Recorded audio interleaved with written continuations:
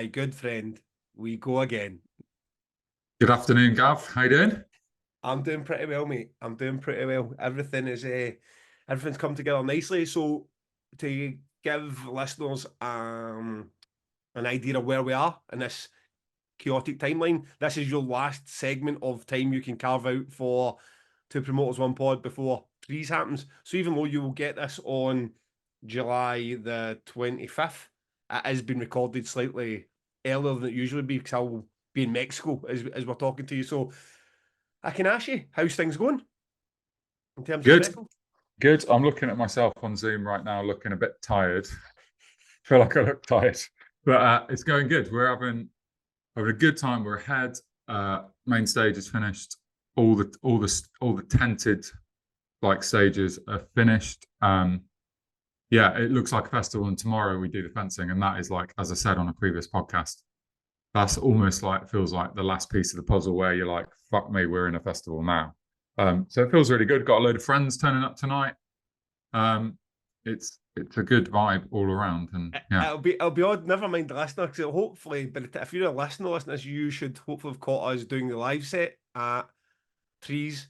You might even download that episode again the following Thursday and listen to it again. Or if you weren't at Trees, you'll hear it for the first time. And then this will be the week after that. So even you listening back to this will be like, the innocence when we were just putting up the fence.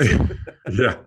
Do you know? I've talked before about Rob Safety, and he just arrived, and he was saying to me, oh, I've been on your podcast, haven't I? And I was like, yeah, we talked about you a bit. I was chatting about the lightning story. He's like, oh yeah.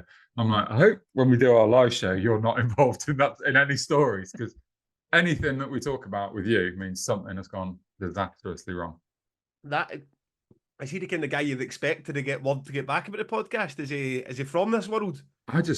No, he's not from he's an events guy, but he's not a rock guy at all. So yeah, it's I'm totally blown away by the people that are listening to the podcast still every time. Being at the festival this last week has really been like everyone's listening to it.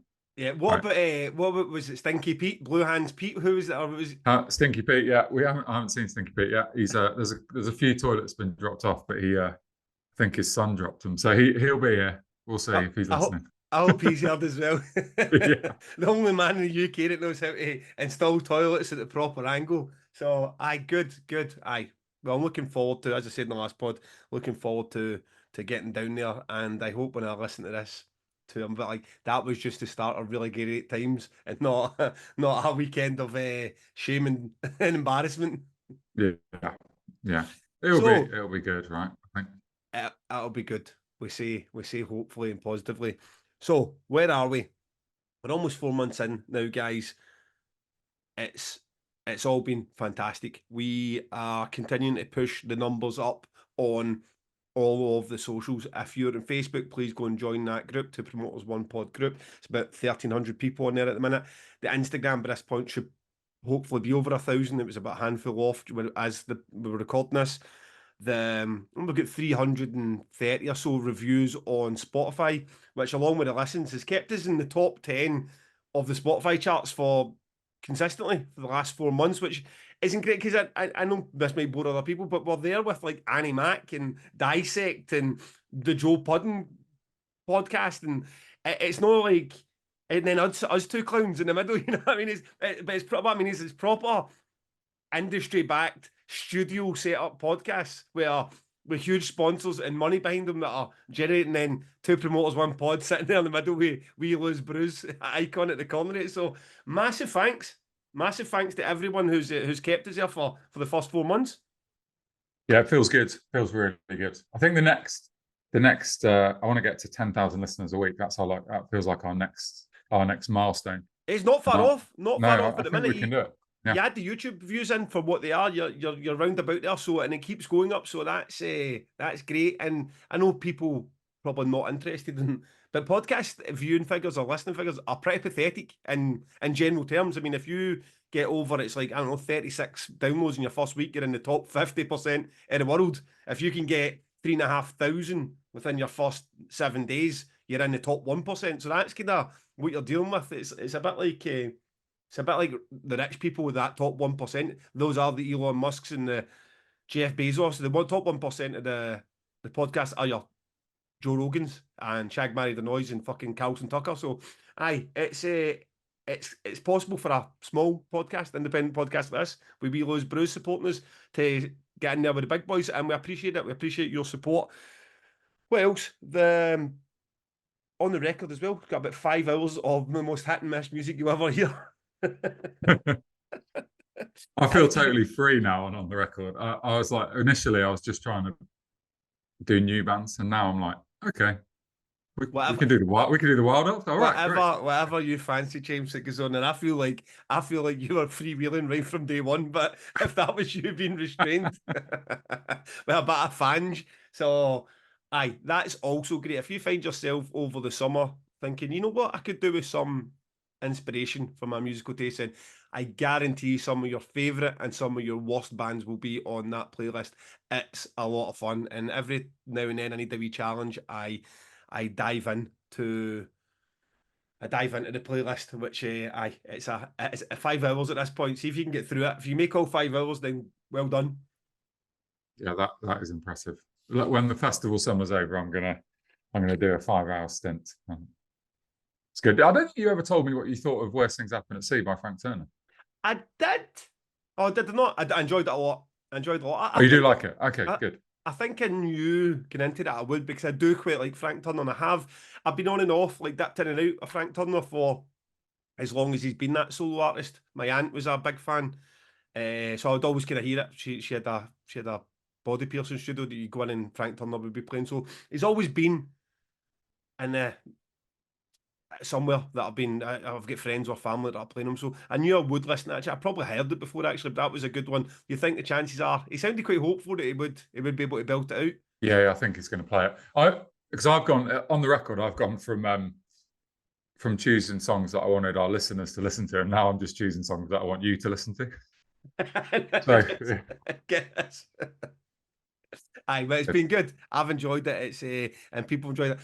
One thing I would point out, I want to flag up, is that in the last episode, or maybe the one before, I said when I say Loose Brews, people pick it up as Loose Bruce, and then I made a quip about that sounding like a porn handle. Now, the reaction to that is people away to Pornhub and that typing in Loose Bruce and searching, Googling Loose Bruce, which you're thinking, okay, fair enough. But there's points in this podcast where you'll say, oh, I was trying to get Melvins to headline all 4 nights at Art Tangent. Or I'll say, look, let's get We Lost to Sea doing the greatest post-rock album ever. And you're like, I'm up for it, Dirty. And it's Tumbleweed. Absolutely no feedback that whatsoever. These genuinely interesting points, and then you like make a quip about Liz Bruce, and the whole fucking internet is away on Pornhub trying to see if it's related to anything. So, aye, listeners, please, more interaction and feedback on the tangible subjects here, and less about my pronunciation of the sponsor. And might as well just fit the boy in while we're here. Loose Brews, the Sauce King. Go and grab yourself some summer treats. It's time for salad season, isn't it? Salad season. Go get yourself some nice, spicy, hot sauces for your chicken salads in the garden. In my caravan at the festival, I currently have the Boss hot sauce and the Curse These Metal Hands. So on my breakfast every morning, my eggs and toast, I've got Loose Bruce is with me.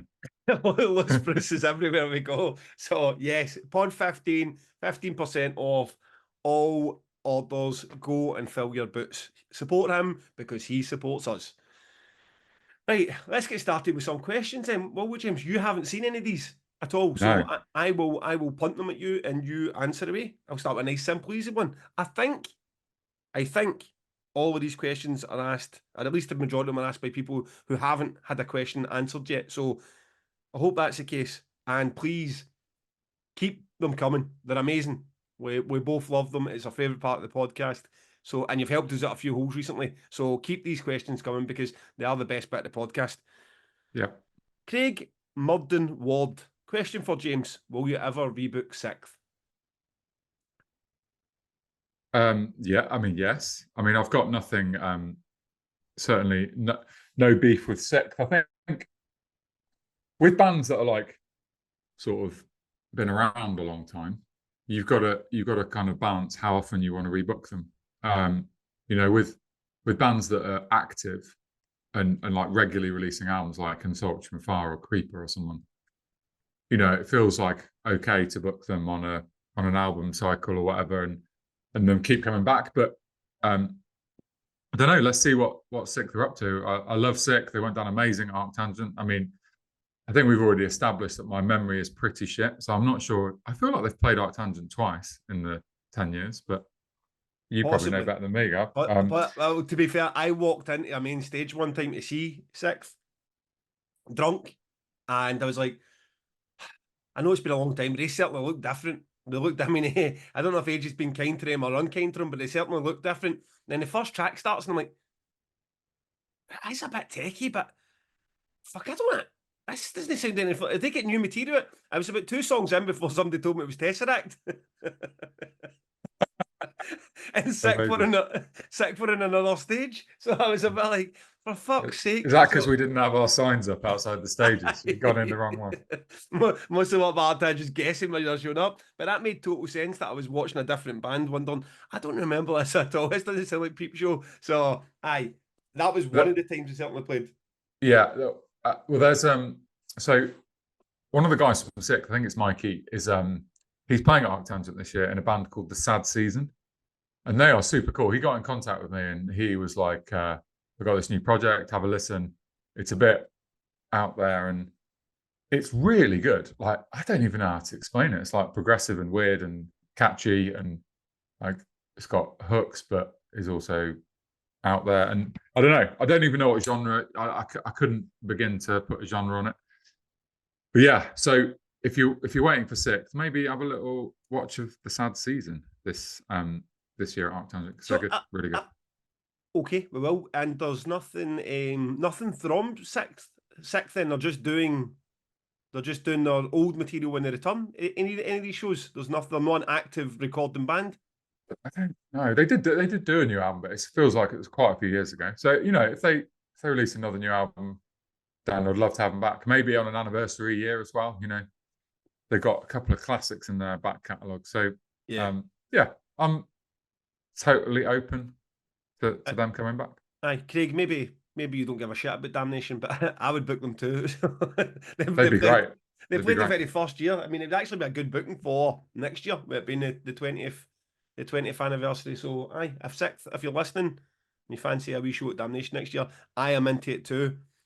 Rob and Powell, I remember you both saying in the past that you don't offer pay-to-play arrangement at your festivals. However, do bands and agents ever approach you and offer a pay-to-play for a slot? No, I think it's totally just not a thing anymore. I think that became such a hot topic that no one ever really talks about it. I think like we talked about before, that it still probably happens on tours. Yeah. But no. Yeah. And I wouldn't do it. I mean, bands contact us saying we'll play for free. You don't need to pay us. And if a band contacts me, I'm still going to pay them expenses, like, you know, I don't know, 100 quid, 150 quid. Like we don't have bands playing for free at either of my festivals. So yeah, it's not pay to pay. It's not a thing. Yeah, I mean, I same answer. It definitely was a thing in 2005, 2006. Maybe the last time I heard anything about it was maybe into 2007, where you would have bands, and you would know the type of bands that no one knows, no one's heard of, who are trying to make that opportunity work for them. And you know what? Fair play for attempting, but the answer was no, even back then. And I think the most we were ever offered for like a 20-minute opening slot on the second stage was like £500, which wasn't inconsiderable money back then when the budgets, well, we're going to talk about in this podcast, the cost of our festivals. Now, £500 to a Damnation 2005 to 2006 was a fair chunk of change to 23-year-old Gavin, who was fucking skint. So, aye, it's but at the same time, I just felt as soon as you've got that reputation, and not even a bit, let's just say the band played and no one ever found out. The reason the band are playing is because they're not good enough to get on. They're just, and then that becomes, you're like, well, Damnation's the kind of festival you just show up at 4 p.m. because the first few bands in the stages are shit. The kind of bands that play Battle of the Band events. So, aye, or pay to play. So, and there are definitely festivals in the UK where I feel like that is and in Europe where I feel like that is the thing, where the quality is not that high. Like my thing is that you should be able to go into a stage at 11 a.m. at Tangent and be like, fuck me, this band are fucking great. Who the fuck? I've never heard of them, because obviously they're going to be probably quite unknown, but they're amazing. And like, that's what you should be doing, not getting some random band that's just giving you 500 quid. It's rubbish. Yeah, you know? or some workaround of that sort of built Yeah. into some sort of competition that generated the cash, and then you're a bit like, okay, it's no pay to play, but at the same time, we did make a shit ton of money at orchestrating these competitions, and ultimately you get into somebody's stages. And you're right, and you don't. There's plenty of them, plenty of festivals do that. You go in, you can see it. It's quite transparent, and you're like, okay, I'm not going to go there and go there because in that stage, because it's guaranteed. It's just some poor bastards that have been but some fucking Ponzi scheme, know what I mean? So, Yeah. aye, no one does that now. Andrew Stevenson, do you think there's room for more out there acts further down the bill? To use it, one band as an example, I love Kneecap, discovered them through Trees, but as they get bigger and bigger, I'm not sure they'd be booked as a headliner. Let's just deal with that point first, because he's got kind of several points to discuss. So, it's bands who aren't traditionally a fit with our festivals, but you can take a punt on them further down the lineup because it's not your headliner, you're not banking them to sell 5,000 tickets. But a band like Kneecap get to the stage where they're going. I mean, they're becoming a very big band. Would you take that punt with them still as headliner at Trees? I think it depends who is their audience. If their audience is like a traditional hip hop audience, then I probably am not going to take a punt on them to headline Trees, because I think the hip hop audience would look at Trees and be like, "What the fuck is this? Who are Gaslight Anthem?" But if their audience is a rock audience, then 100%, I'm totally open to it. And there are these weird bands, and I like the Prodigy with that band, weren't they, back in the day, and that just transcend and they genres, and they're embraced by a rock crowd. There's loads of non-rock bands embraced by rock crowds, and if Kneecap certainly feel at the moment like they are that. Whether or not that continues, I don't know. So yeah. Yeah, but you feel at the minute you put Kneecap on because they're not a small band anymore. The way that you'd have first came across them, and I think you had that conversation on this podcast. But now you're looking at them as what, like a fair chunk up the main stage anyway, and you're quite comfortable with that. You stick them on late afternoon, early evening in the main stage. You're quite comfortable with they're going to attract the 2,000 Trees crowd.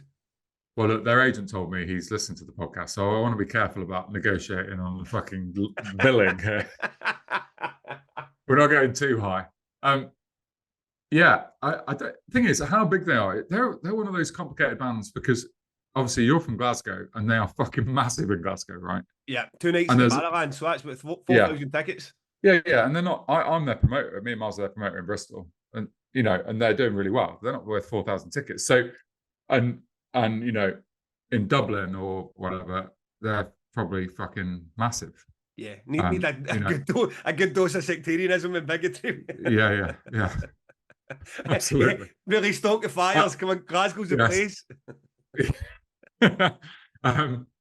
So, yeah, look, I don't think there's a massive leap from Bob Vylan to Kneecap, really. It's all just like aggressive, fucking upbeat music. But I don't know. They can headline Trees if they keep the rock world in there, sort of, if people still love them. So yeah. Yeah, I mean, in terms of for the Damnation, I suppose a post-rock would be the example of that. Like, even a band that's already big enough to headline Damnation, like a Mogwai, I would be very reluctant. I mean, I love Mogwai, but I'd be very reluctant to book them as headliner for Damnation, because I think it would be such a big turn off to so many of the old school thrash and death and black metal fans that we have supported us for 20 years. And I also don't think you're going to get that huge Mogwai influx. I think people go to Mogwai shows. I don't think they're particularly excited about going to Damnation, and certainly don't want to see Carcass and Electric Wizard and Enslaved. So, aye, in terms of that, you could probably get away with that though, on like if you did it on Night of Salvation. Yeah, you could probably you can definitely be a wee bit more. You can definitely be a bit more out there, because that Damnation's the breadwinner of that weekend. You know what I mean? You need Damnation to succeed. I mean, last year's the perfect example. A relatively successful Damnation can shore up a financially unsuccessful Night of Salvation. So you do need You can't even be messing about with Damnation. Whereas, Night of Salvation, you can be a wee bit more risky or go for things.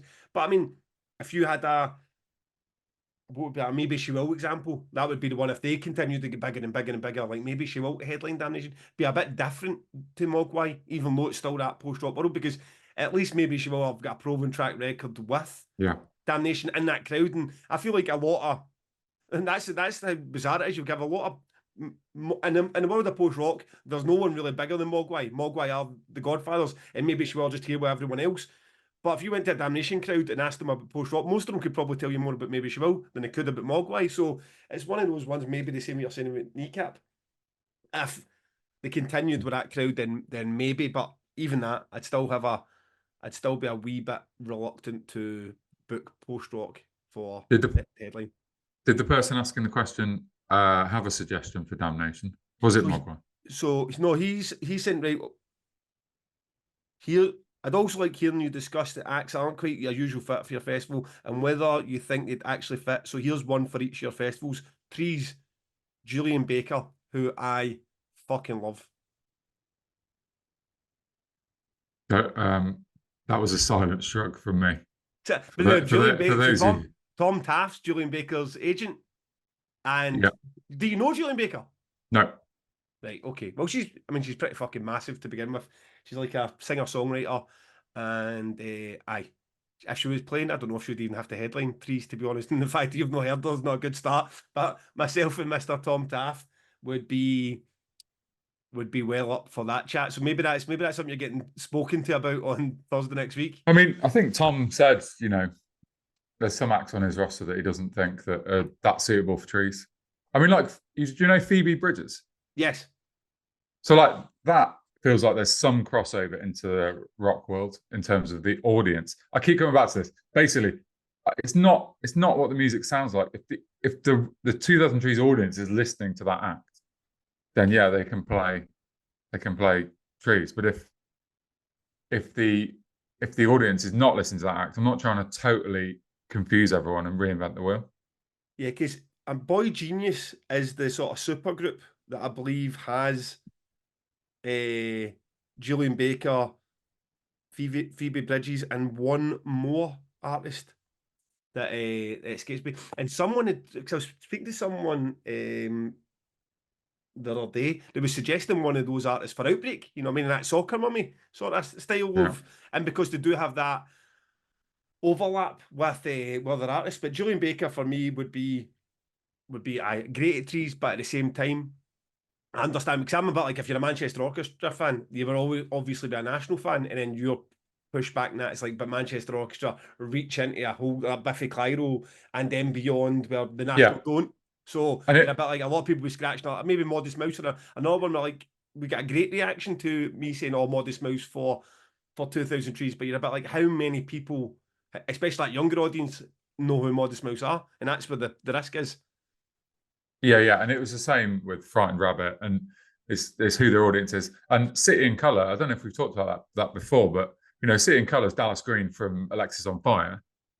So if you listen to City in Colour, you're like, yeah, then they're not really a Trees band. But then when you realise that all of his fans are Alexis on Fire fans, it's like, of course they're a Trees band. Yeah. So they've never played Trees, but City in Colour would be great because it's the right audience. And they're fucking awesome. So yeah, absolutely. I suppose it's like when you get these bands for whatever reason, like Alcest been accepted by the black metal crowd because it had some sort of roots in black metal. I mean, it's like fucking gentle post rock almost, and it's like, but still get covered in your like Terrorizers and Zero Tolerance. This band that sound nothing like Dark Funeral. I think the best example in a metal sense is the synthwave. It's like, we talked about last week, Carpenter Brute, Perturbator, and Ghost they're just not metal bands. They are not metal bands. But for whatever reason, metal fans are listening to them, metal magazines are covering them. So great, let's put Carpenter Brute on at a metal festival. Fucking brilliant. Yeah, or Heilung and Wandruna. I mean, if they hadn't found that metal crowd, I mean, where the hell are they? What are they doing?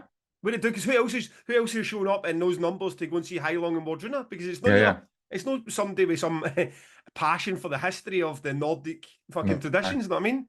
It's like what audience is prepared to go to a gig wearing like a real fur like some like fur war armor. Oh yeah, metal crowds, great. Okay, we'll go for them then. And drink out of some fucking plastic Yeah, horn. yeah. If you're not drinking out of a horn, you're not metal. So that right. So Julian Baker was a very cold reaction to that one, Andrew. I'm sorry to tell you. Art Tangent, Black Midi.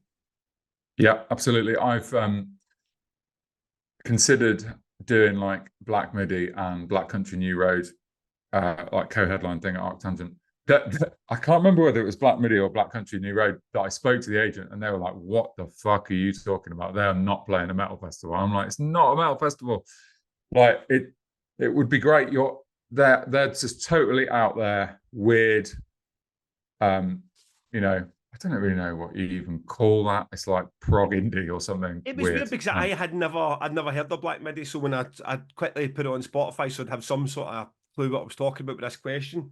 And it brought up Swans and Daughters was two of the suggested artists. So you've got that Yeah. sort of indie noise rock, the guy sort of talking over top of the one snippet that I heard. Yeah.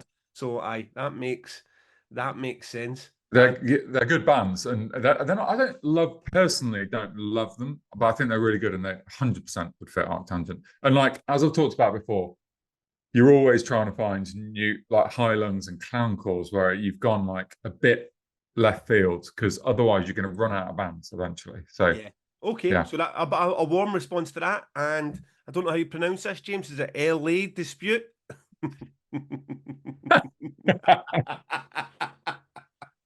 Mate, it's like you're trying to get the joke in before we laugh at you. You're going to laugh at yourself. La Dispute, who I foolishly missed at one Arc Tangent because I hadn't heard them. I didn't know who they were. And then afterwards discovered them and fell completely in love with them. That tune that Zealand Ardor covered as well, I don't remember what it's called, but it's fucking brilliant. La Dispute are fucking brilliant. And they've still to this point, still haven't seen them live, so I'm hoping to rectify that at some point. Would they work at Damnation? I don't know. What do you think? You think it'd work at Damnation? I think they would. I think you can. Yeah, absolutely. You can. There'll be enough people at Damnation that like them. You got. It's a bit like having Show Me the Body at Arctangent or MS Paint at Arctangent. It's not Arctangent, but it's just enough, and there'll be enough people there that'll be like, "Oh yeah, this is something different. We'll go and watch this." I'm into it. It's like that. So when I'd recommended Meryl Streep earlier, a couple of months back when I'd heard them, and people were like Meryl Streep would work at Damnation. Meryl Streep would work at Damnation. And I'm like, maybe. I mean, I'd be up for the idea, but it's like quite interested in that as well, without going out too far out the perimeters of metal and post metal and post rock, but having something that you come in and say, because fuck's sake, who decided? Because it's now Nordic Giants. We lost to see are just like their Damnation bands, but they're only Damnation bands because we said so. And then ultimately the crowd accepted them. They became, there's nothing to booking Nordic Giants, or maybe she will now. Whereas, Meryl Streep, you're still like, oh, they definitely introduce that artist to the audience. Well, you know the best thing about La Dispute as a promoter is that unlike everyone else that we talk about, they're actually popular. Like they are like worth solid, actual hard tickets. You know, you can put them on. You can put on a La Dispute gig and it sells out. They are fucking popular. So I'd book them. Do they have a fee to match that popularity? Wow. Yeah. I mean, it's all right. I've just negotiated myself up there, haven't I?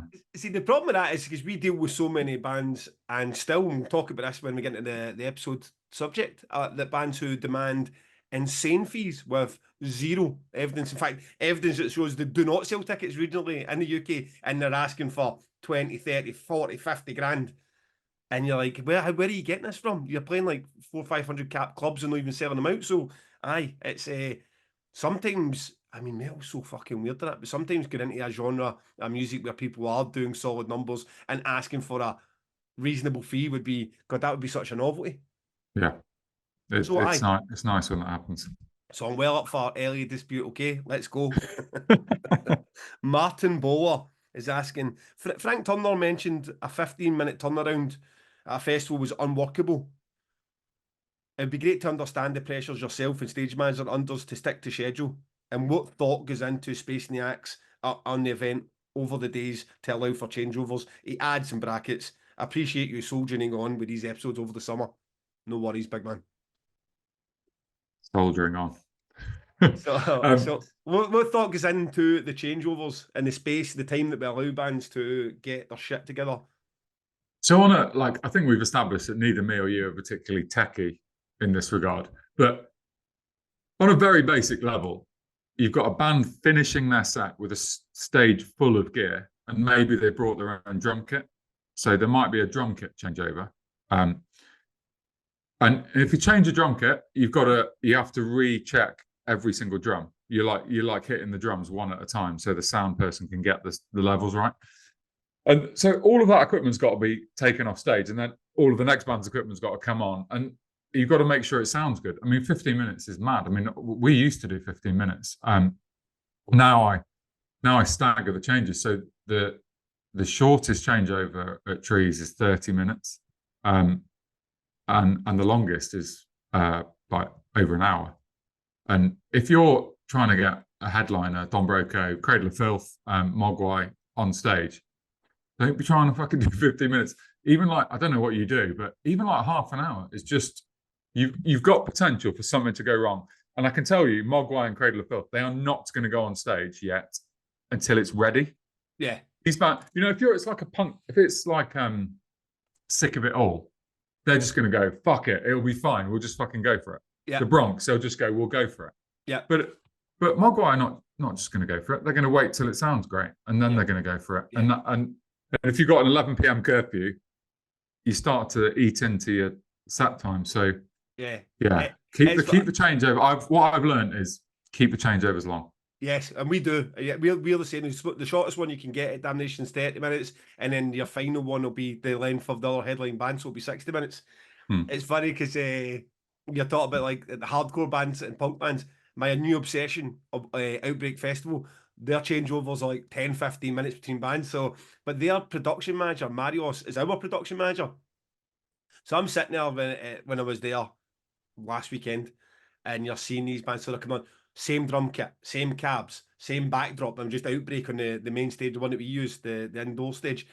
And these bands just turn over, like basically taking their guitars away, and the next guy's walking on with his guitar, right? And I'm thinking, right, oh, Marios, what a pleasure. So we've got a band that isn't announced yet. They're going to be headlining the black metal stage on the Friday, and their production's already all over the fucking place, right? And now they want to do like a kabuki drop, when they've got the big sheet across top, which is its own thing. And I just sent them, I said, I hope you enjoyed Outbreak with the same drum kit and the same backdrop. Here's the exact opposite, mate. Love you.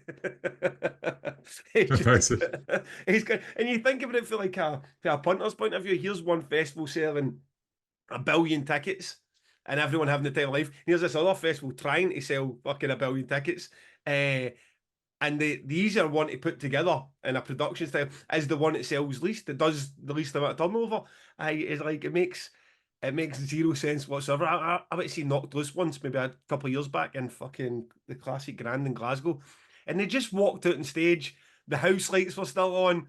There was no backdrop. They were just wearing fucking Berghaus jackets. Like, it's honestly like your mates had just been in the pub, says, I'll grab a mic and we'll go up there and sing. You're like, how fucking brilliant is this? I mean, for everything, for metal especially, and death metal and black metal, like some of these bands that do 60, 70 tickets are asking for demands that some hardcore bands that could do 10,000 tickets wouldn't ask. I mean, they want fucking complete new backline. They want a complete new thing. They want pyro. They want fucking kabuki drop. Like, it's fucking, it's just madness when you think of it. It is wildly different. We've got like the Chats headline the Friday Night at Trees this year. And one of the hard things we have at both my festivals is that bands want a sound check.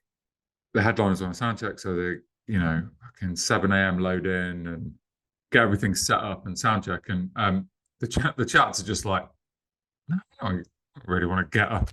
They're just like,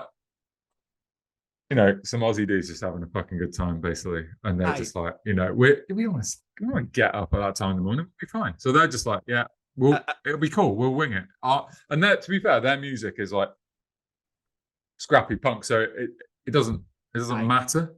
You don't need that like absolute crystal clear Cradle of Filth sound for the Chats. It's just you notice the difference between your two events, because I'm saying black metal and death metal, but I mean post rock and post metal bands are some of the most fucking obsessive when it comes to. I mean, you're not getting Amun Ra or Cult Luna on that stage until it's. I mean, they'll just not do the show if it's not absolutely fucking perfect before they go on.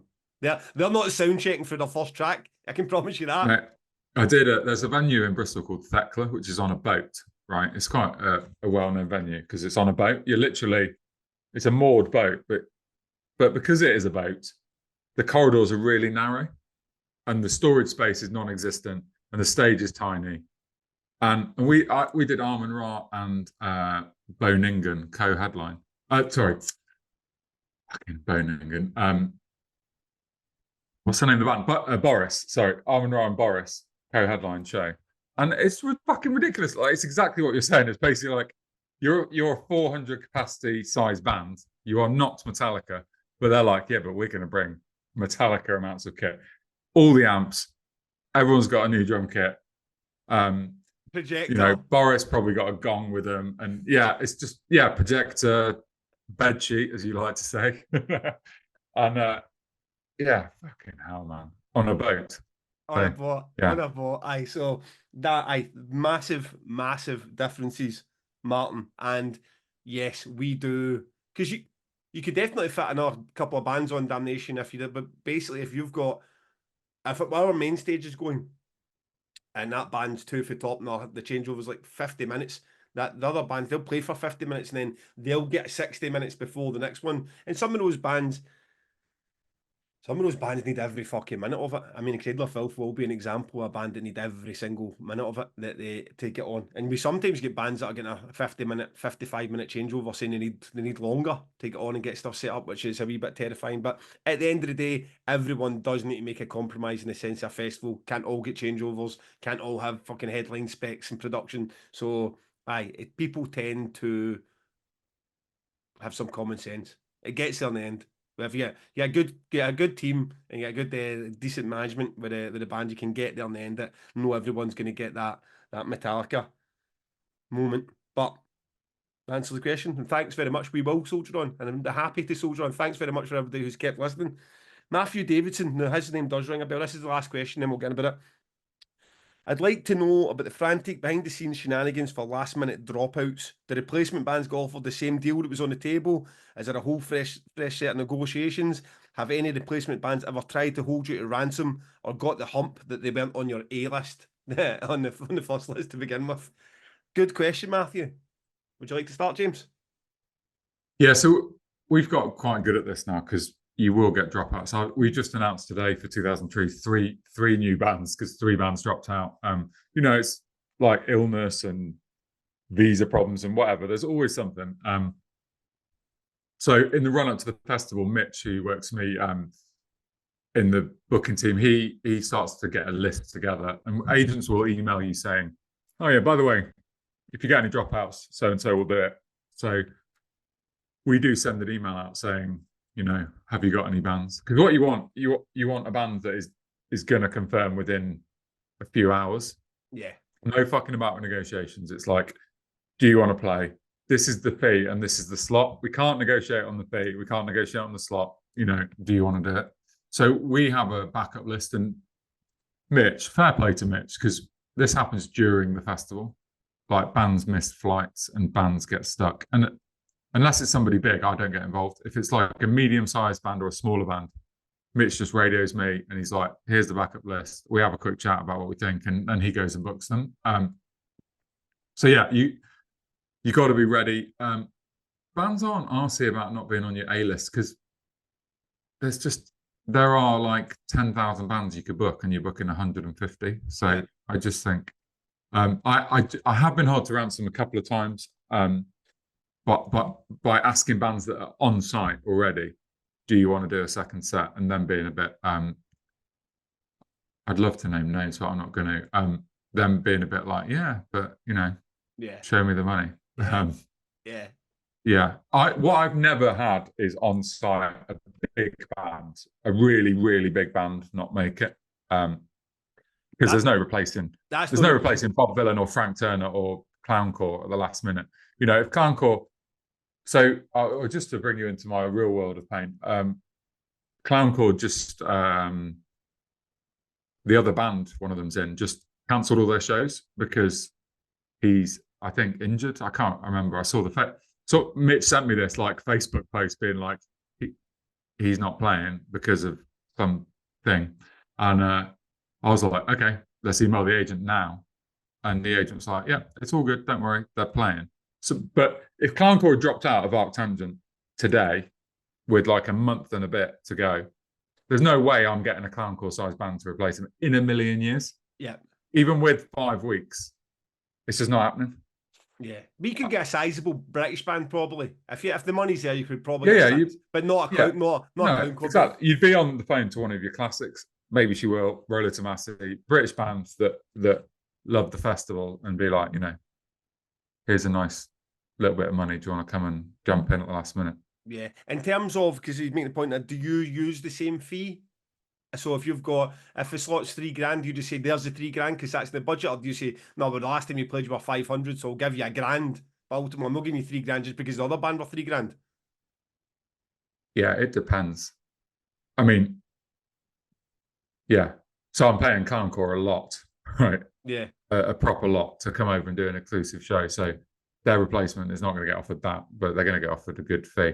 I think most, broadly speaking, agents know what they want for their acts, and I'm going to offer them what I think they want. Yeah. Not just like, oh, it's $50,000, here's $50,000, or here's $20,000. So no, yeah. I get that. Yeah, okay. And Damnation, we've got 2 good examples in the last 2 years. I mean, so was it 6 weeks out we lost our headliner, Ministry, and as James says, you're right. You're not plucking out another Ministry in 6 weeks' time. Those bands have been booked up for a year and they're just not available to do it. Now, we get lucky that we could get Godflesh because we've got a relationship with Godflesh and they're based in Birmingham. It wasn't too difficult, at least get a band in to fill a slot.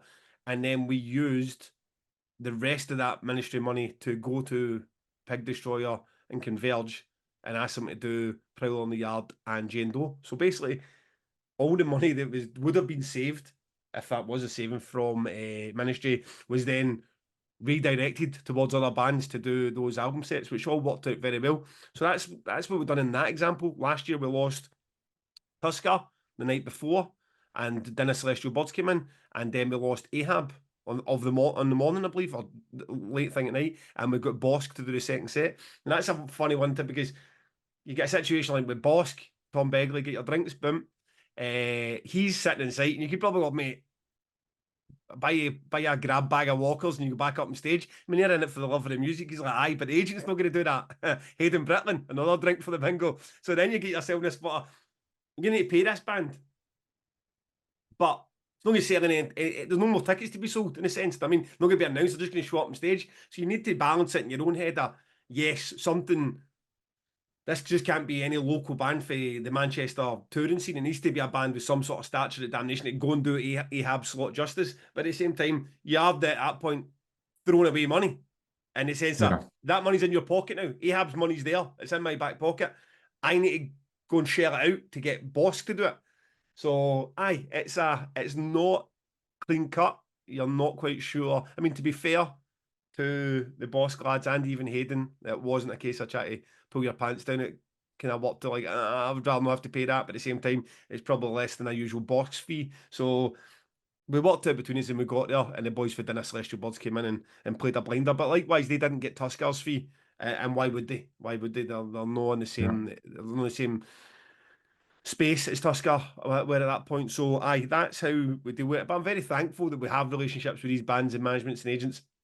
But that's even an option, you know what I mean? Because there is, I mean, in a fan's head, they're a bit like, oh, they'll book Sleep. It's going to be Julie Christmas is here. Like, it's going to be Cataluna doing Mariner. Like, and dream on, man. Dream on. Yeah, it's not happening. We're talking about doing T-shirts with me saying amazing. I'm thinking we need a T-shirt with Tom Begley's face with you saying, I'll give you a grab bag of Walkers. I think that's what you just said, right? Is that what you said? If you play another set, you can have a grab bag of Walkers. That's good. Brilliant. I don't even know. We do need that bingo card because I don't know why we keep coming back to these same names. It just, even when you're like, the question's going in another direction, you somehow find yourself back at Tom Begley. You're either talking about Tom Begley or Machine Head. It doesn't matter what you do. It's the only thing that can be done. So, thank you for those questions. this episode is the exact cost of our festivals. We have had a good laugh over the last few, despite all the chaos.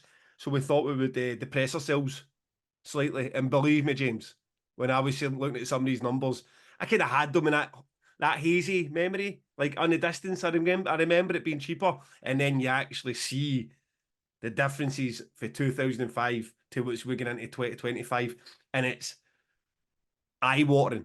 Absolutely eye-watering. So to kick us off before anything else, I am going to tell you the total cost of Damnation, of putting on Damnation 2005. Okay. Everything. The band, the venue, the flyers we printed, the main stage banner we had made, petrol costs, the magazine advert we had in Terrorizer, the entire cost total, £8,894 Bloody hell. to Wow. put in. That festival had Entombed, Raging Speed Tom, Sixth, Go Rotted, Gutworm, Inbred, Conquest of Steel, Charger, Four We Kill. I mean, 8,894. Is there something on your cost sheet in front of you right now? Something absolutely insignificant that costs more than £8,894? Yeah, well, yeah. I mean, I can give you a little flavour. I mean, just the marquee for our sixth stage, the word stage, the one that me and you that's £9,000.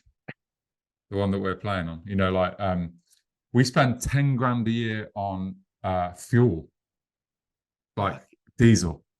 10 grand. Just to put this whole thing in context, the whole thing of the pricing, the price differences, because one's outdoor, because we'll get, obviously going to do like for like with the Damnation in years go by, but for the entire Damnation 2005, the entire Damnation 2005 was £8,894, and your tent for your sixth stage is 9,000. Yeah. That's the two things you Mate, can. I think the diesel at 10 grand is better. Just to power the generators and the vehicles that are on site is 10 grand. And to be, because we were selling our tickets, they ended up £13. I think there was a few early birds. Our total, we made money. We made money. The very first festival done, we made money. Total income £10,127. So what's that? About £1,000. We made £1,000 in that year's work, and I was utterly delighted. I remember how much I was celebrating the fact that we made that, and it's just, I mean, venue hire £1,000. Band riders 567, extra case of beer £37. It's actually pretty detailed. I don't think I've That's got this good. level. I don't think I've got this level of detail for festivals that have just happened. But No, you had too much time on your hands there. honestly, sitting there at that time, Entombed flights, Sweden to England return £650 for the band. You had flight costs and you still only spent 8 grand. That's incredible. I mean, my biggest disparity is that in 2007, our band, when we started, our band budget was 6 grand, because the entire band budget. And I don't suppose Frank Turner will mind me telling you that we paid him probably in those days about 500 quid, I think. And our total band budget at 2000 Trees now is, well, I mean, it's getting on for £1 million. It's like £6,000 to £1 million. Fucking hell. Yeah. Fucking It's not quite £1 million, but it's in the, it's in the 700s. So it's a wild change. I don't mean that there's been inflation from 6 grand to 700 grand. The festivals changed, the size of bands have changed. But it is a different fucking thing that we're doing now. So the hobby, when I started, is, as I've said there, £8,894. Damnation 2005, complete. There you go. The whole thing done. Last year's Damnation. To be fair, this does include, because there's a lot of shared costs when you do the 2 days, £281,550. That's the difference in what it's become over the years. And for us, the massive difference is band fees. I mean, band fees. We'll go through different years and stuff, but there is in 2014, we had a year, so that would be Bulk Thrower, Cannibal Corpse, St. Vitus, fucking we met everybody in 2014. Ahab, Orange Goblin, Solstifer, Nathrax, Speedhorn, Stamping Ground, Revocation, Winterfell. I mean, the band bill for that year was £40,033. £40,000. There is bands we've offered for this year that cost like one, and these bands are not bigger than Cannibal Corpse now. You know what I mean? And that's like 50 grand, and they're saying no, or they're getting more. You're offering a band 40 grand, and like, we could really get more in Europe. So that some of the increases in bands have been unbelievable. There's one artist, and I wish I could name the bastards, man. But there's one artist that played.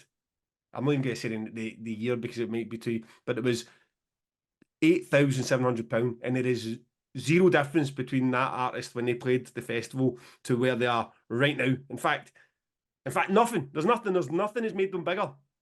And we offered 15 for this year, and the agent came back and asked for 50. And that is, and the agent came back a wee bit offended.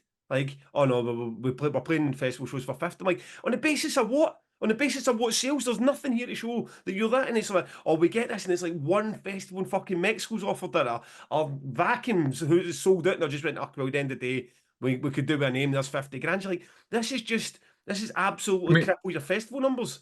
Yeah, a 50 grand fee is like, I can at least sell out Brixton Academy, and they are not. I know which band you're talking about. Are not selling out Brixton Academy. Not selling at 500 capacity rooms. Not selling at 500 capacity rooms in regional tour, asking for £50,000. I mean, it's just, and doing it with a straight face, like almost offended. You're off on 50, 15. I mean, they do everything with a straight face, don't they? Just in case people are trying to guess who it is. No, I mean right. Okay.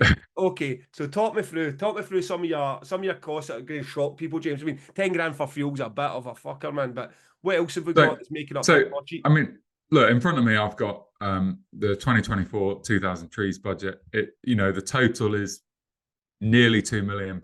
There's I've got 4 pages of A4 paper. I mean, just to randomly shout some numbers at you, it's like 20 grand on fencing, 50 grand to power the site. So powering the site would be all the generators, all the cabling, all the crew to do that. That's 50 grand. Toilets, Stinky Pete, 34 grand. I mean, look, we built this podcast, I'm being honest. I'm not entirely sure it's clever to read out your exact costs, but fuck it, let's do it.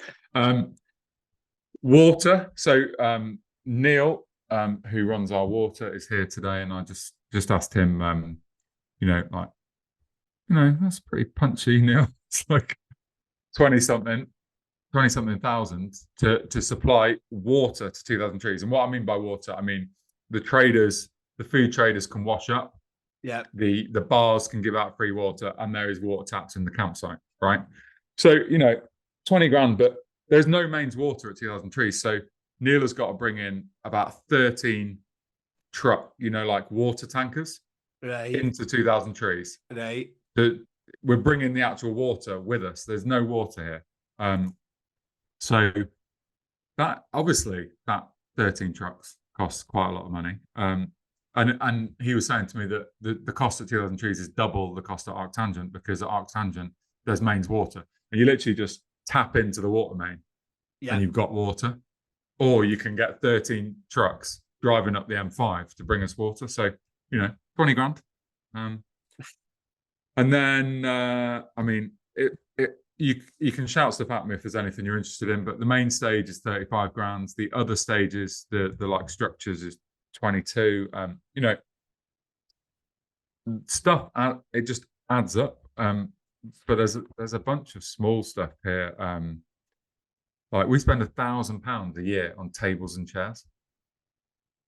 So that's for the size of that. That actually feels okay. I mean, last year we spent £500 in tables and chairs, and you're a bit like for a wee bit of outdoor space. So I feel like you get a good deal on your tables and chairs.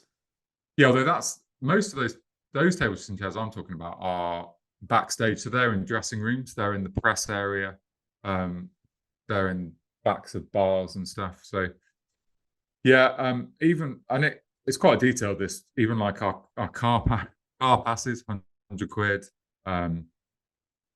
Lost property costs us £1,000 a year, just to get someone to run it for us. But well, I think this is quite an interesting one. Staffing as a like overall people that run the festival. So this includes like first aid, welfare, security, traffic management, and a bunch of other stuff. Artist liaison, stage managers. It's £207,000. And like, look, we are like, I used to be an accountant. We are like fucking hard asses on our budget. Yeah. This is not us chucking money around. It's just we've got a 15,000 capacity festival, and we need hundreds and hundreds of people to run it. So to encapsulate that, so 2,000 trees, about a £2 million festival to put on, about 700 to 100 grand of that's your band bill, and then 1.2 is everything else. Yeah. I mean, 35,000 for your main stage structure sounds good. I mean, it sounds. I feel like that's pretty fucking reasonable for a main stage. I think the one thing I would say is, if someone was to ask me for advice on running an outdoor festival, I would say you've got to cut corners, because you basically cannot gold plate everything. It's not possible. You will lose money. And you need to decide where your corners are going to be cut. So, you know, you're getting the main stage, which is just big enough for the size of bands. You're not getting the next stage up. Like, we could easily spend another 15, 20 grand on a bigger stage. I mean, actually, we just got new, you'll see these on Wednesday. We just got some new PA wing banners. They look fucking awesome. Rob and Dan have done a brilliant job. You know, there's another 2 grand gone. But I would like to have a bigger main stage, but it's all money. Even our food and drink bill, right, is 50 grand. And that's like, well, I'm sitting there drinking a beer from the 2,000 trees set up stock. That's part of the 50 grand. You know, it's basically, we're feeding a few hundred people for a week and a bit. And, and we're in a field. Thing about outdoor festivals, it might be obvious to say, is that nothing is here. Yeah. So a couple of days ago, the crew catering people arrived. They built a kitchen. It needs a marquee. It needs flooring. It needs power. It needs lots of water to wash up. It needs an actual kitchen, like with like sinks and cookers and gas, and it's a fucking proper operation. That during the festival, they're feeding like 150 security guards and 500 stewards and, you know, 100 artist liaison and stage management people. Do you know what I mean? It's just like once you're outdoors, it's like fucking hell. And is that budget different from your artist catering, or is that in with your artist? They also cover artist catering? No, so we changed a few years ago. We used to give the artists food vouchers to go and eat at the food traders, which I thought was a really nice thing, but we kind of got too big for that. And, you know, some bigger acts they just don't want to be, they don't actually want to be waited on. So they don't even want you to go and get their pizza for them. They just want to be able to go into crew catering and eat. So so everyone eats at the same place now. But yeah, I mean, the costs are wild. Like, every so often we're like, right, let's have 2 days sat in a room. Let's reduce this budget. And you're just like, we can't. And the difficulty with it, every time you go into that room to try and reduce the budget, it's becoming more expensive. So year in, year out, so your transport costs are going up 10%, your production costs are going up 20%. So you're getting into a room to try and cut them down, but the market's forcing them in the other direction. And then the only way you've got it, because the band fees are going through the roof, get up 25, 50, sometimes 100%. Some of the band fees are getting ridiculous. That artist he's went 5 times his fucking fee. And then you've got all the production side that can up, and you still need to make the margins. So what's left? You need to go to the ticket fee, the ticket cost. Well, this is the challenge, isn't it? The people, I mean, social media is great in that you can communicate with your audience, but obviously the honesty of people is quite hard to deal with sometimes. And, you know, if you have a wet year at a festival, people will be like, oh, like a download. They're like, for fuck's sake, there's not enough trackway. And as we said on the download episode, well, I think there was a lot of trackway. And I know that it's expensive and people don't want to pay more money, but they do want more toilets and they do want more trackway, and they do want shorter queues, so they want you to get more staff for the queues. And it's a real challenge. Like, what's our trackway cost? It's 12 grand a year, and I could easily spend 50 grand on it. Like, if I put it everywhere I wanted it would be. How about refrigeration's always interested me when you're filled. What do you pay to keep things cold? So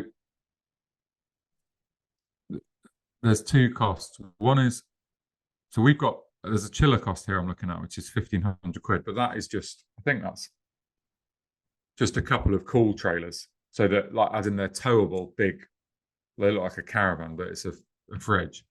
And that's just for the arts liaison team to keep the beers cold for the bands. And it's for us during our setup. The actual refrigeration for the beers and stuff, we've got refrigerated Arctic trailers. So I don't know what the cost of that is, because that's kind of hidden in the bar.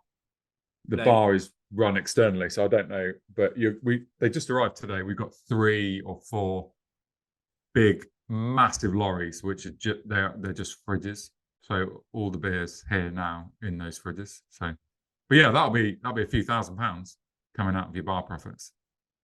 Fucking hell. So yeah, the costs are just the costs. I mean, they put some of the costs for. I mean, before we go to Damnation? In fact, we'll do Damnation first, and then do you have the numbers for Arctangent to your head, or just trees?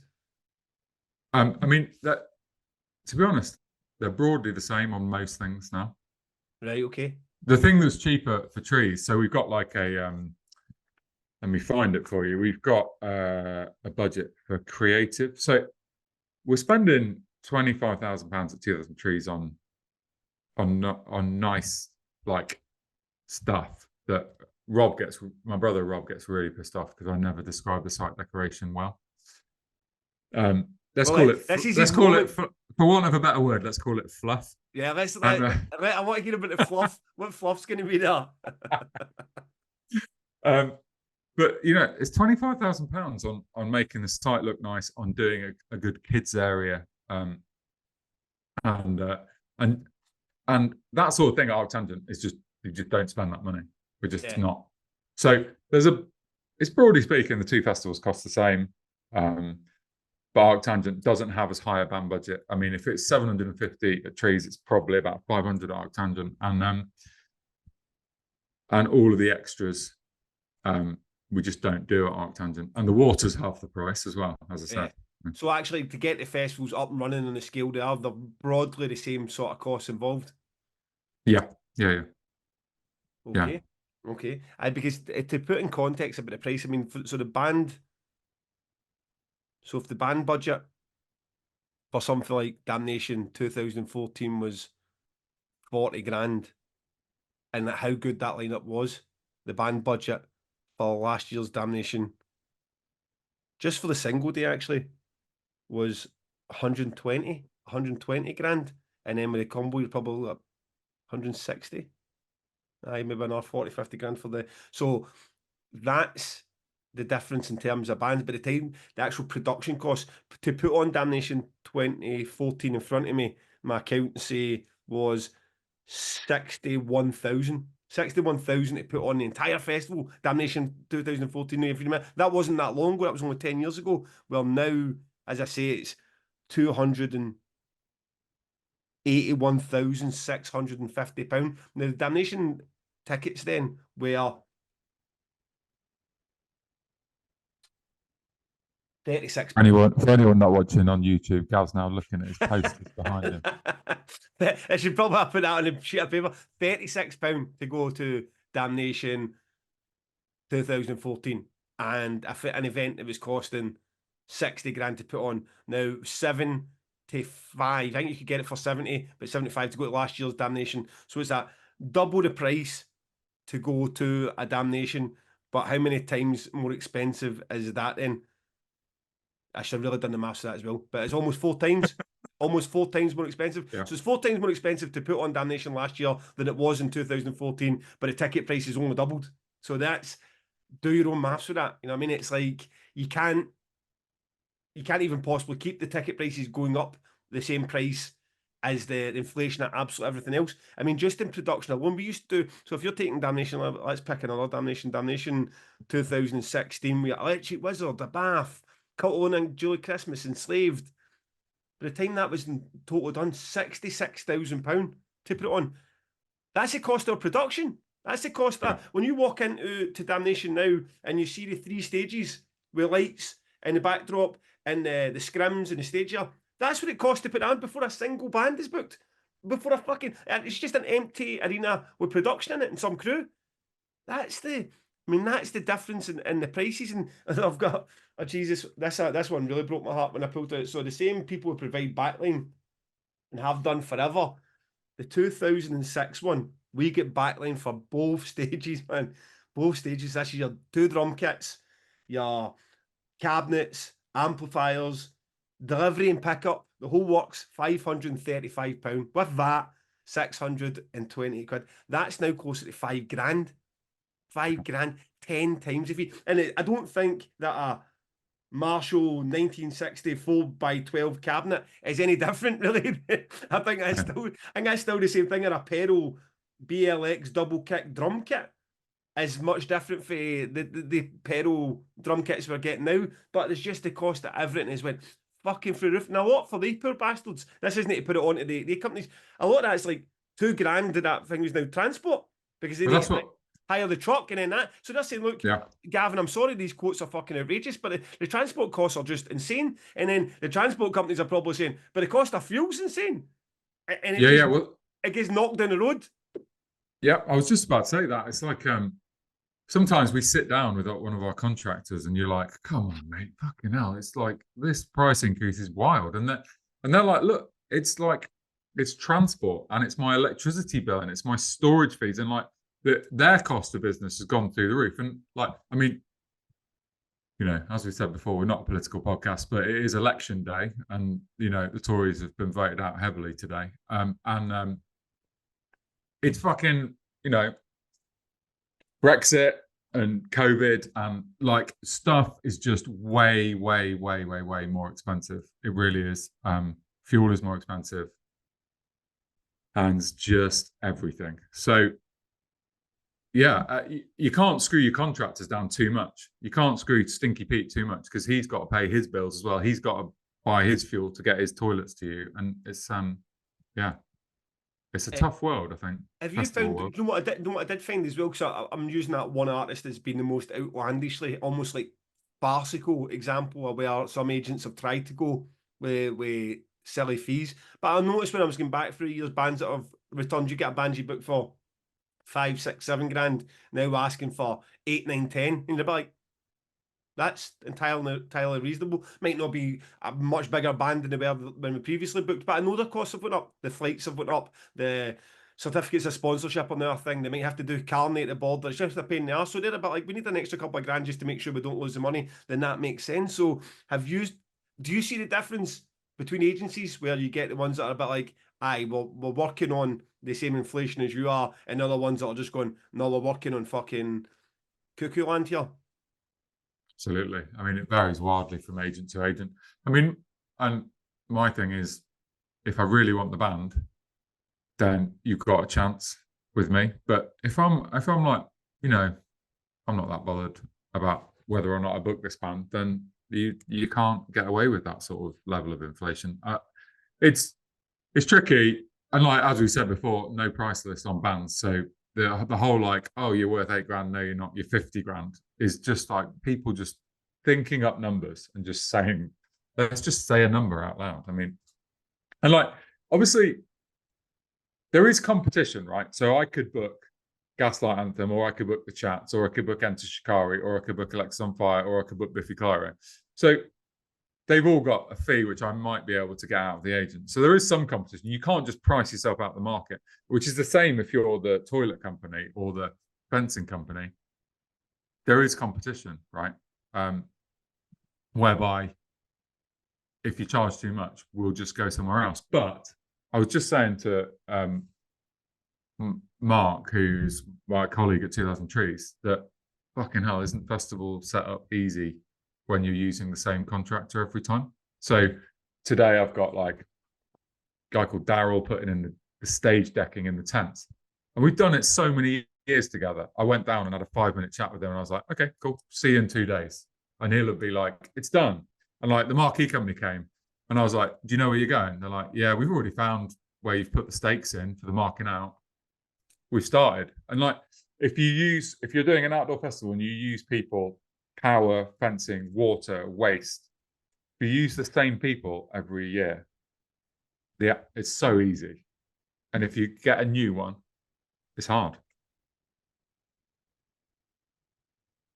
I've lost your, I can't hear you, Gav. Yeah. Back. You're back. I always seem to get really fucking running noses, especially because I use some Sudafed so I can breathe through these. My accent isn't even worse. I end up with a running nose. So always make sure I mute the mic to blow my nose. So there you go. That's some more inside information you did not want to know. That is good to know, listeners, isn't it? Good to know. We did say we would get to one point where the information was just too much. Aye, but you're right. I've got a question for you. So Damnation has started to like slightly bit. We talked about Outbreak last week, and obviously they're kind of like outdoors now at your venue. Yeah. And you sort of started. You talked about toilets before on this podcast. You've got a marquee outside. Yeah. Like, are you enthusiastic about that? In the context of talking about costs of festivals, are you enthusiastic about approaching that, getting some grass outdoors, and getting some decoration outdoors and a bar outdoors, and who knows, a stage outdoors? Or are you like thinking, fuck me, I'm just increasing my costs here? Yeah, I mean, the cost do. I mean, there you go. Last year was so we knew that last year wasn't going to be a profit-making festival, but the $6.5 marquee still went out. The £700 or whatever it was for the tables and chairs inside it still went there. We didn't scrimp on portaloos. We never so we still spent the money. We felt that because the whole point was we want people to come here and be like, oh shit, they nailed it this year. Let's book our tickets for next year, which is exactly what happened.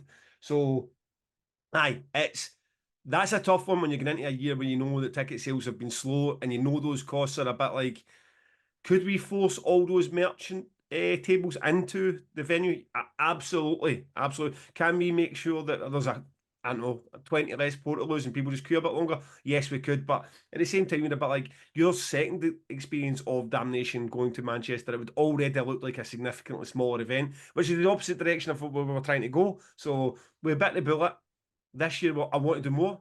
I want to do more with outdoor space. I mean, Outbreak was a great example of the kind of thing you can do with it. I am not against the idea that some year maybe putting out a tent, put a 4th stage in, and then because I feel like black metal suffered a wee bit at Damnation because when the black metal stage disappeared, it was nothing to like recreate it. So it would be good to have maybe a tent outside and then focus the black metal in there. And I do have plans for that. I do want it. Would like that grass out there. I would like it some sort of decoration. I want it to be a place you come, you feel comfortable for a couple of days. And you want, like, Damnation's a tough sale. It's just a tough sale. And you want, when people do buy their ticket for it, to go and say, you know what, this is a festival you do not want to miss, and they want to tell their pals, and what would be the metal equivalent to Outbreak. That fucking, you know how many people I spoke to Outbreak last weekend was saying, this wasn't really my favourite lineup. I much preferred last year or 2 years ago, but I'm coming because it's Outbreak. Maybe we need to do a bit more to make people, because we've got that as well, but if they've got that for 4,000 fans, we've got it for 1,000 or 500. They're just like, I am coming to Damnation because I'm going to support it, and no matter what, I'm going to Damnation. But if you make that experience that you're sitting there and it's comfortable and you can get your food and you can have a good weekend catching up with your pals, because let's face it, that's what a lot of us do at festivals, isn't it? We say we're going to go see all these bands, then you see some of your mates, and then you get drunk in a fucking corner of a bar instead. So, aye, but it is a cost. I mean, it was tough last year. I mean, to round off Damnation, I mean, to give you some sort of context, then if that 8,000, let's call it 9,000, it was for the very first Damnation, everything included with the bands, that is now the same cost as for Mojo Barrier and accessibility platforms. That's what we spend to get Mojo Barrier into the stage and accessibility platforms. That's the golf and budget costs different. I mean, forget the fact it's less than your fuel or your 6th tent. I mean, that is 2 different events. For us, I need to look at what I spent for an entire festival in 2005 and then look at that in 2025 and be like, that gets me some barrier and some platforms for people to sit in and watch the bands. So I hope that people appreciate that. I hope that, I mean, this was an odd one for us. We've talked about it for a while, we were going to do it, but there was a wee bit of reluctance of it being boring. I mean, at the end of the day, you're just talking about numbers, so you're trying to keep it interesting at the same time. I hope people get a feel for the budgets that are involved in this. And if you do want to get into these sort of events, like, keep in mind that this is where you're heading. I mean, you're not going to do a Damnation at that scale for less than 300 grand, and you're not going to do a 2,000 trees or Art Tangent for the best part of 2 million. So terrifying. Yeah. And like, the last thing I would say is that I don't know if I've conveyed that well. The reason things are expensive is because of the nuance of what is involved with it.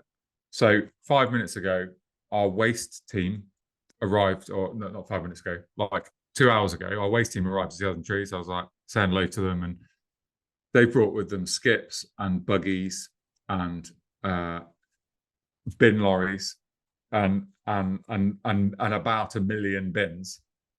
And they, for the next sort of 10 days, they will be here picking up litter and getting it to the recycling plants and getting it recycled and providing bin bags in the campsite and having 10 to 15 litter pickers on duty at all times, and like paying those staff and the skip lorry driver that drives it in. And it's like just running the waste at a festival is really complicated, right? Yeah. And is nuanced. It costs I was going to say, what's the cost for it? £36,000, you know. So to get your litter taken away. So yeah, stop fucking dropping your litter at festivals, people. But you know, even if you put it in the bin, it still costs money because someone's got to come and empty the bin, and they've got to get it to the recycling plant. So yeah, it's the nuance of every single job you do has got lots of bits in it, and they all cost money. Is everyone going to be super pissed off with me that I've given away the costs? Like, every contractor is going to be like, what the fuck? Why didn't you give them a ballpark? You were like 36 grand exactly.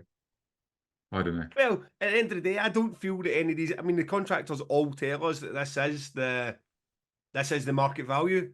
So if any of the guys are a bit like, I'm going to get undercut here, then fuck. So you should. Because you told me this was a great quote for all these things, and then suddenly I'm going to have somebody going, oh, by the way, get your mojo barrier and get your accessibility platforms for less than that. Absolutely. So, get in touch. Please do. If you can beat Neil's water quote or Stinky Pete's toilet quote, get in touch. if we ever, if this podcast ever achieves one thing, if it's shaving 20-30 grand off our budgets because some contractor listened in, then great. Absolutely. I could enjoy. Ultimately, that was we've done this before, haven't we? There will be some drier episodes where we'll try to give some information as well as just sitting here laughing at you saying amazing or me mispronouncing everything. I think I only did it once this episode, so I'm feeling good. Oh, good. Right, okay, mate. I will see you. And right, so by the next time this podcast is done, I will have been back from Mexico. James will have done trees and actually fucking unpacked the whole lot. So we should be you'll probably hopefully have a tan. I'll look a bit more red. And oh no, fuck, on the record. Mate, I was gonna wait until you said the episode's over, and then I was gonna go, wait a minute. What about you're a cunt of a co-host, you know that? I much prefer it when I'm stressed and busy, and you're basically hosting it, and I'm just here to have fun. It's good. So, on the record, James, what have you got for us? I've got a song for you, Gav. It is by a band called Mastodon, and it's off the album Crack the Sky, which is I've been thinking quite a lot since we last recorded about what we discussed about Mastodon last week, and how I feel like they're the new Machine Head for this podcast. And me and Mark have just been sat there. Literally, before I came on here, we were sat at my caravan on the picnic bench listening to Crack the Sky, working out which song to give you. And there was some like argument about what was the correct song, but I think it's The Last Baron, because it is an absolute 12-minute rager of a song. That song, just to be clear, that album is not 9 out of 10. It is 10 out of 10. It is a fucking worldie.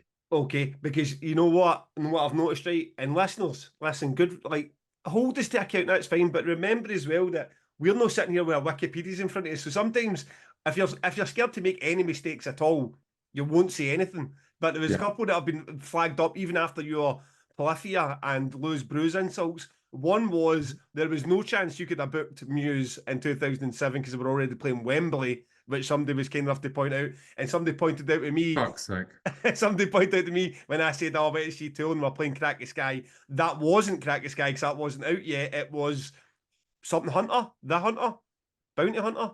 Yeah, The Hunter, which is their only bad album. It's fucking terrible. Right, well, is the that worst thing ever.